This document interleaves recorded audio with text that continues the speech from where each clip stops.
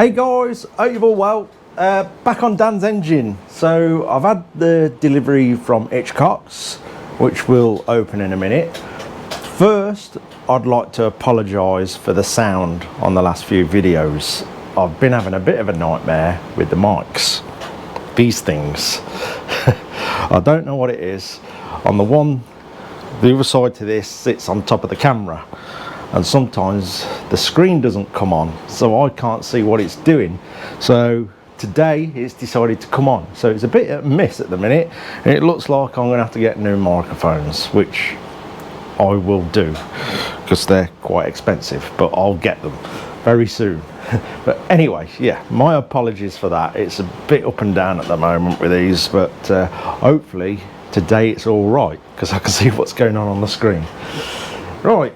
I think to start with, we'll dip into the package from Hitchcock's and see what we've got. Right, let's get in. I might be able to just peel that up actually. No, let's just cut it off.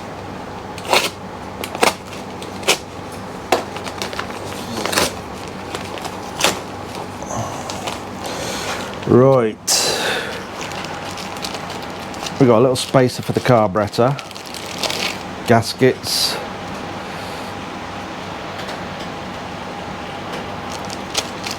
I'll put it all back in the bag when I've got it all out. Just a clutch kit. So in there is all the clutch plates and new springs.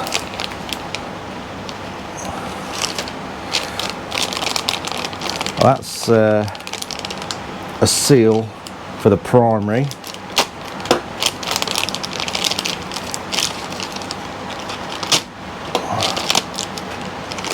There's the old one. Look, always worth replacing while you're in there. They do wear, so you know, if you don't replace them, you sometimes have oil coming down the back of your primary where the front sprocket is, and obviously makes a mess.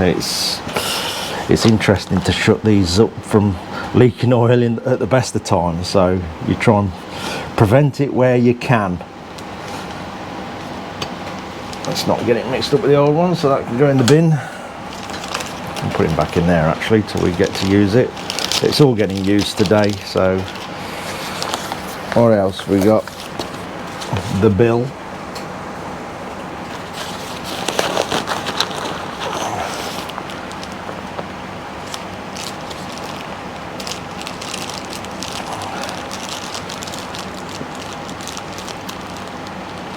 Oh yes, we've got the little valve stem caps. I was showing you in the previous engine video, these are completely worn out, so we've got them now. 2 nuts and all the little shallow head bolts for this seal. So we'll be able to get on with it today and do a bit more to it, which is good. I've also got some things coming offline for it. Hopefully over the next couple of days we'll get this engine in the frame.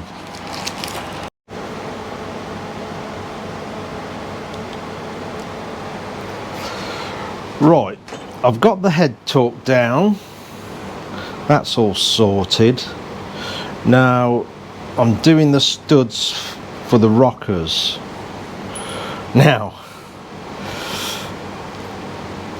I'm just going to go over what I do. Again, it's not an how to, you know, get your own information, do your own homework if you're messing about with an Enfield engine. But these, I've had some bad experiences with these over time, and I've probably done around 15 of these engines. The studs, I clean them all off with brake cleaner, clean all the holes out, brake cleaner, blow them all out. No oil on them whatsoever, so everything is spotless and dry. And I'm very, very careful how I do the rockers up. Let's just spin the rest of these studs in.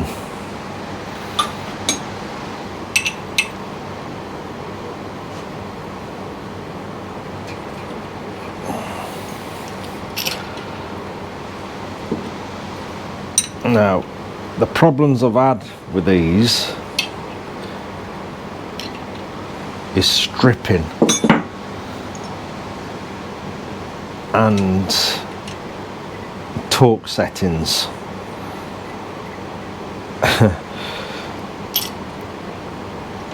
You go online and see, you know, you can see the disagreements with torque settings on these. I tend to go by hand to start with. I will drop the torque wrench on them, but just being so careful, because they strip so easy out of this aluminium.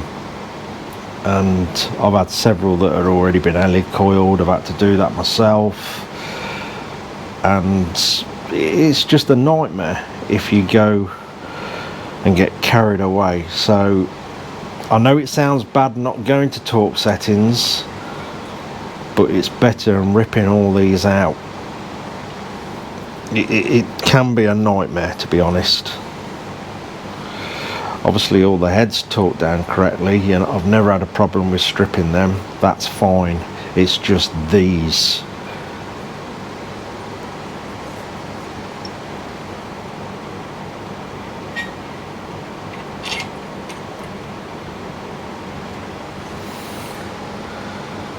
Pop the cap off them, get some oil on that.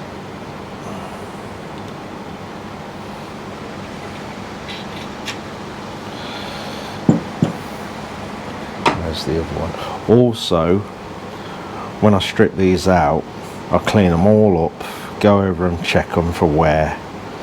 You can see the wear. Normally they have a great big step in them where they run. If they're worn out, you get a big step there. These are pretty good, to be honest with you. And then obviously if they're worn, replace them. They're not the best materials, to be honest, as you can probably imagine. But what I was going to say, if you take all these apart, these rockers, don't mix them up. Take them off, keep everything together, clean them up and keep each one together. Don't mix the tops up or the bases or the actual rockers themselves, because they can lock up when the bike gets warm and your valves stick in, basically.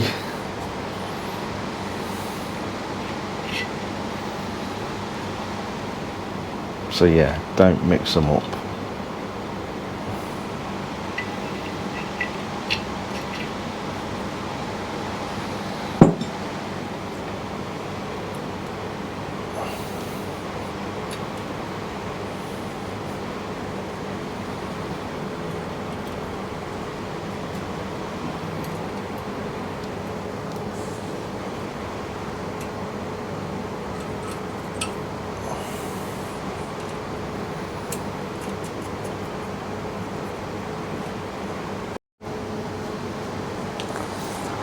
Right, I'm carefully going around this. Like I say, just do this with extreme caution on these.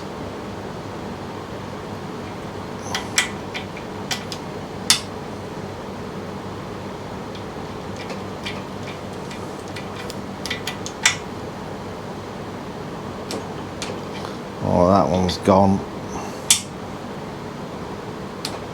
And that one.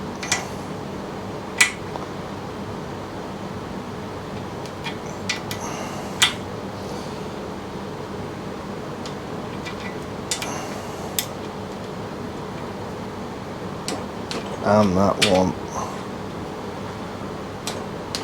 We're good. We're good on that one. Whew. Right. I'm going to rotate the engine. I don't know if you can see that. Obviously,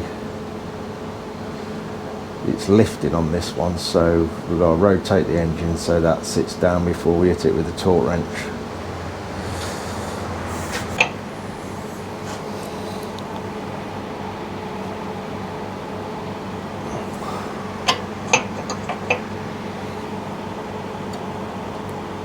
There we go, it's coming down. There we go, so that should sit flush. Okay.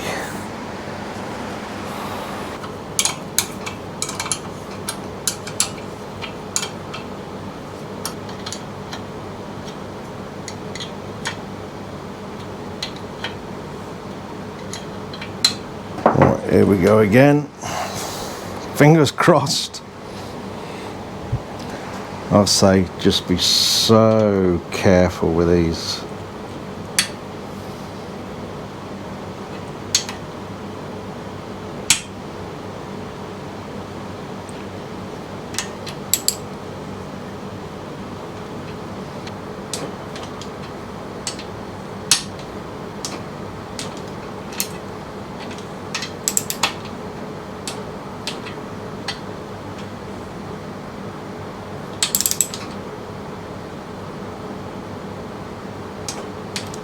Sorted, that's a lucky one. Right, cover studs in, new gaskets on, drop a bit more oil in a couple of places.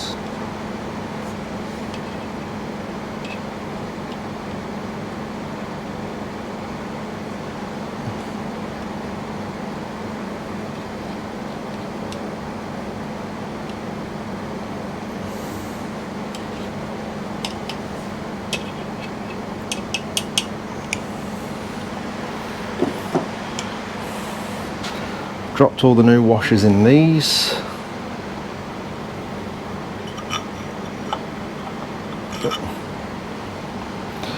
I'd help if I put it on the right one, wouldn't it? Stay in there, wash it.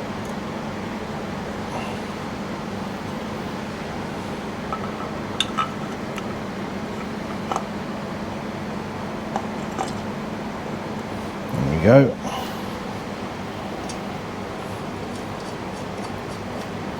New bolts as well. All else make the engine look nice, new and fresh.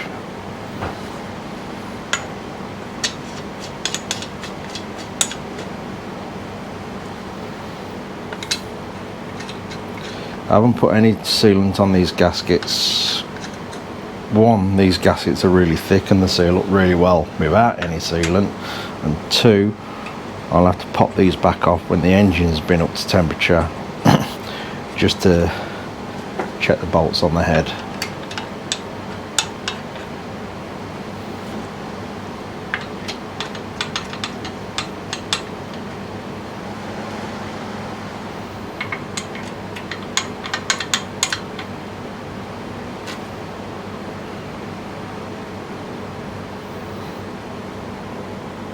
There we go.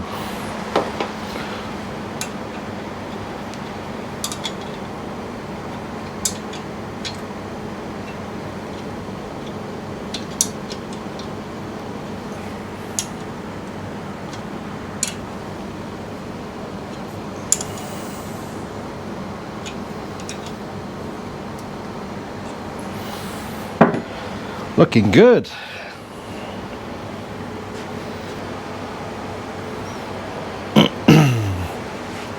Right, what shall we do next?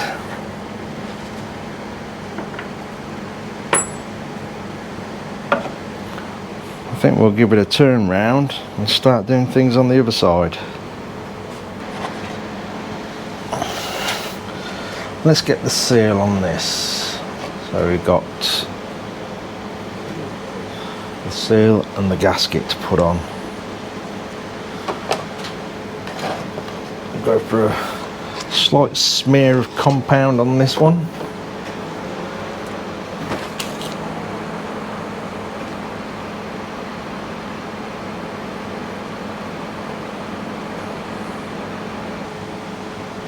I ain't going too mad because Don't want it oozing out everywhere.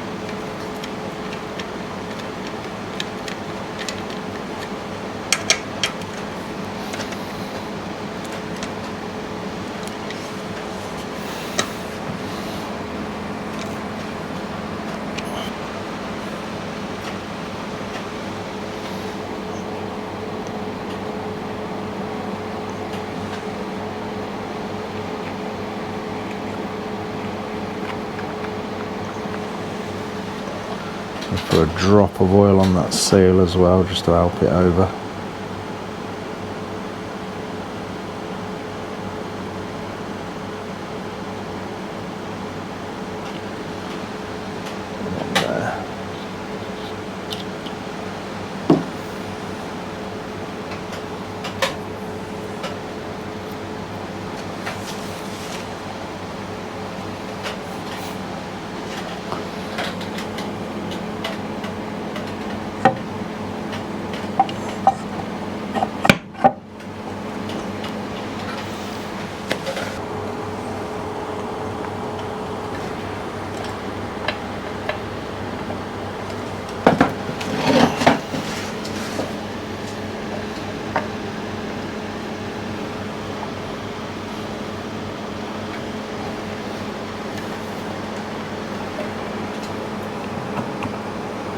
Go.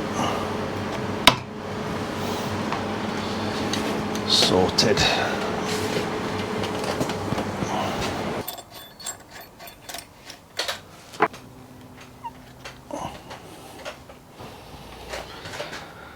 Right, I think that's all ready to do up.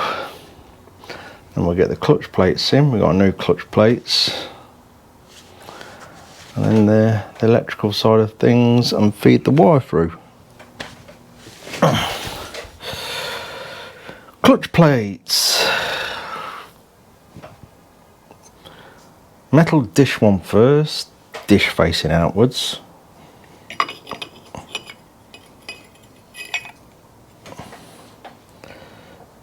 One with the rubber pads.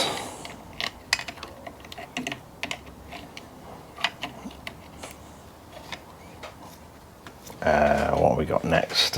Flat. Yeah, flat dish.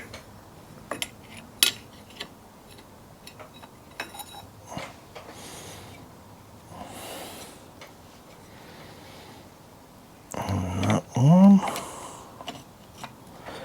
Then dish plate, dish facing inwards. And that one.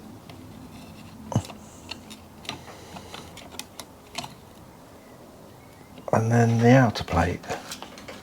Yeah, it's less plates on the 350 than the 500. I think it's one less plate. I think I've got that right. It's been a while. Oh, one thing you got to remember, just put the rod in. I know the rod's in from that side, but there's two. Right, let me find that before I go and make the silly mistake and put that on without it. Right, got it. Plus 1/4 inch ball. Red grease on this actually.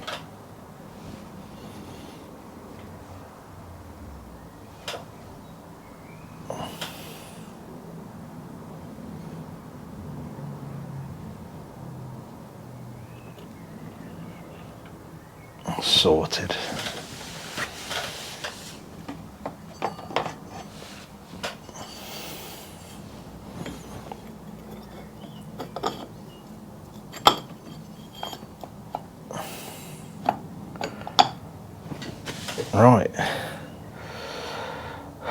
find the end plate and get the new springs on as well.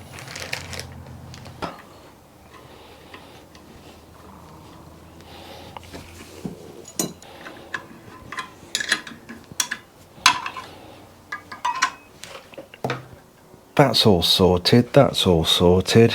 Just going to do the chain tension now. So it's about 1/4 of an inch movement both ways for your tension, but it's always best to rotate it a few times, make sure there's no tighter spots.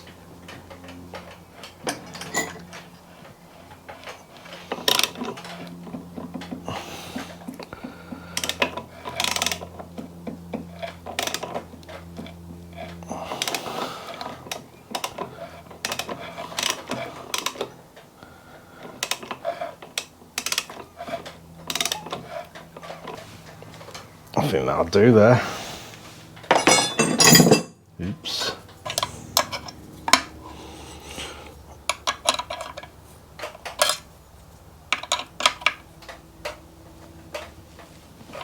There we are. Right, next bit.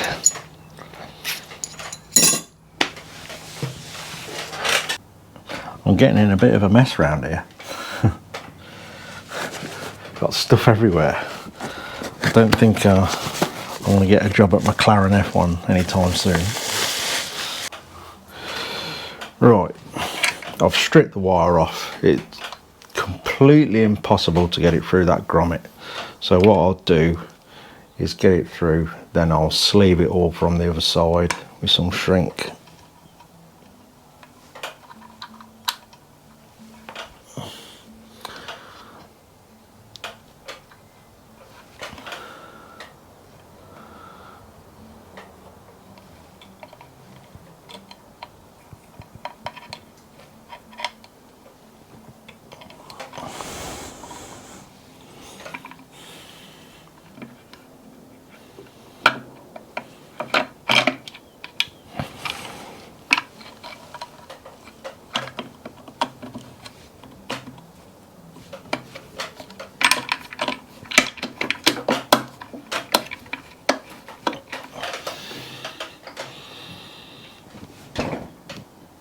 Go. Yeah, and I'll sleeve it from down there and get it right into the rubber from this side. Right, now shim. It should fit in there.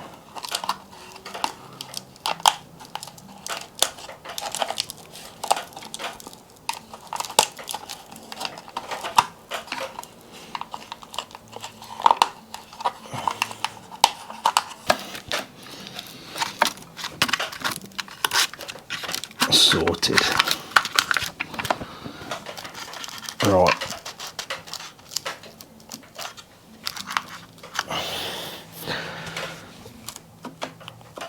I'm going to do it up like that. That just gives it enough gap for the magnets to clear, so you ain't sort of hard against the magnets, and obviously it's going to wear it out because you can get that offset. Right, a little bit of plastic is perfect. Shape this.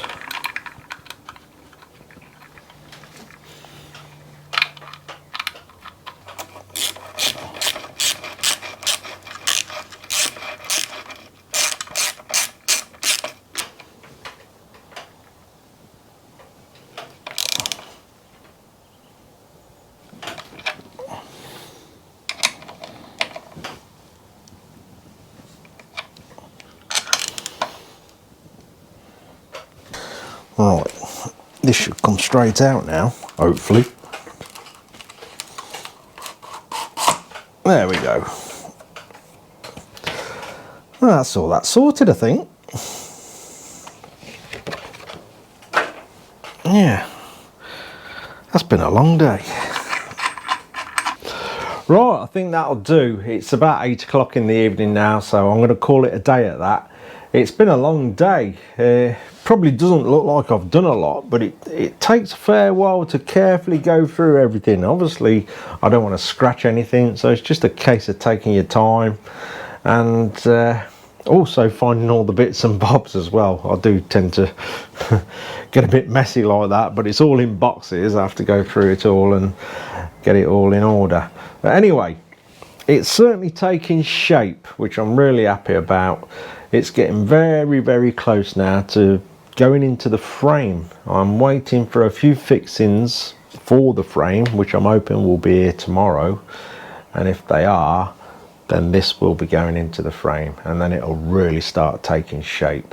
So the goal now is to really press on with this and get it back into one piece so Dan can have his bike.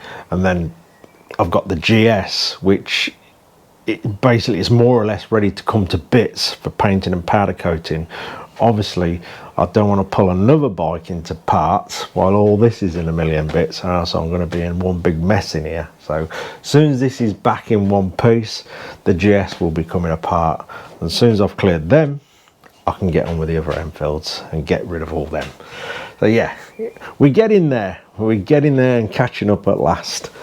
But I've also got a few other sort of evening jobs to do, which I want to do. Not this evening though, because it's got quite late doing this. So I've got to overhaul the forks on the KTM before I go out on it again. I've got some tyres to put on that as well. Yeah, I'm hoping to get out on that maybe the weekend coming. I'm unsure yet. I've got front brake pads to put into the BMW. And obviously continue with the anvil as well, and make a forge. So they're my evening jobs, my free time jobs. So yeah, I'm pleased with that. It's coming out all right. I'm really pleased with the colours. Like I said before, we've took a few gambles on this bike, but yeah, I'm really pleased with how it's looking. It's certainly going to be different to all the others, which is nice. Like I said before, it's been nice to break the mould a bit on this one. Anyway, that'll do me. I'm tired. I'm going to go and put my feet up. Cheers for watching, guys. Take care.